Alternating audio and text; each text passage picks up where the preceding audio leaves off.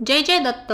नमस्कार मंडळी. आजच्या या व्हिडिओमध्ये आपण ऐकणार आहोत श्री दत्तात्रेयांच्या जन्माची दिव्य कथा. एक अशी कथा जी भक्ती, तपस्या आणि देवत्वाचा संगम दर्शवते.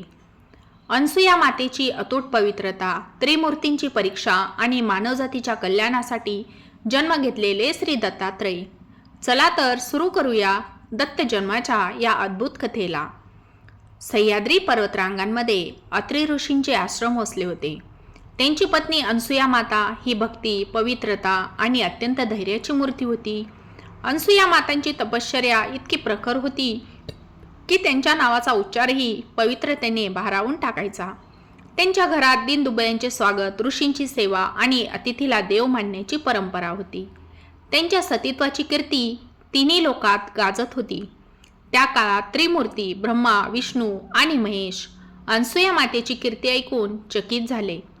एकदा त्रिमूर्तींनी निर्णय घेतला की अनसूया मातेचे सतीत्व किती महान आहे ते पाहू. ते 3 वृद्ध ब्राह्मणांच्या रूपात आश्रमात आले.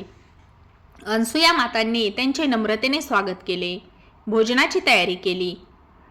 पण मग वृद्ध ब्राह्मणांनी एक विचित्र मागणी केली.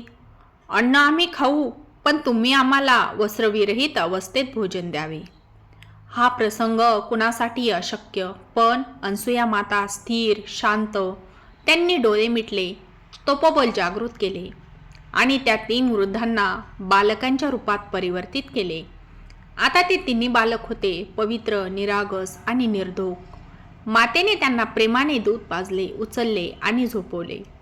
अनसूया मातेची मातृभावना इतकी प्रचंड होती की त्रिमूर्तीही त्यांच्या पवित्रतेसमोर निरुत्तर झाले. संध्याकाळी अत्रि ऋषी आश्रमात परतले. त्यांनी तिन्ही दिव्य बालकांना पाहून ध्यान केले आणि जाणले, हे तिन्ही कोणी नसून स्वयं ब्रह्मा, विष्णू आणि महेशच आहेत. ऋषींनी नतमस्तक होऊन नमस्कार केला. त्रिमूर्ती प्रगट झाले आणि म्हणाले, अनसूया, तुमचे सतीत्व अपार आहे. अत्रि, तुमची तपश्चर्या अद्वितीय आहे. त्रिमूर्ती म्हणाले, तुमची भक्ती पाहून आम्ही एकत्रित रूपात पुत्ररूपाने तुमच्या घरी जन्म घेऊ. अत्रि अनसूया दाम्पत्याचा जो पुत्र जन्मला तो होता त्रिमूर्तीचा एकत्र अवतार श्री दत्तात्रेय. दत्त म्हणजेच दिलेला वरदान आणि त्रेय म्हणजे त्रिमूर्ती. दत्तात्रेयांनी संपूर्ण जीवनात ज्ञान, योग, तपस्या आणि करुणा यांचा संदेश दिला. ते म्हणत, संपूर्ण जग माझा गुरु आहे. त्यांनी 24 गुरु मानले, निसर्गातील, प्राण्यांतील, जगातील प्रत्येक घटक. दत्तात्रेयांचे जीवन म्हणजे साधेपणा, ज्ञान आणि मुक्तीचा मार्ग.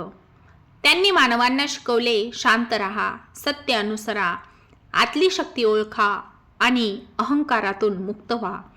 त्यांची पूजा, नामस्मरण आणि साधना आजही लाखो भक्तांना मार्गदर्शन करते. ही होती पवित्र दत्त जन्मकथा. जर तुम्हाला हा व्हिडिओ आवडला असेल तर लाईक करा, शेअर करा आणि आमच्या चॅनलला सबस्क्राईब करा. जय दत्त, जय देवदत्त, जय गुरुदेव दत्त. पुन्हा भेटू अशाच नवीन माहितीपूर्ण व्हिडिओमध्ये. तोपर्यंत श्री स्वामी समर्थ. धन्यवाद.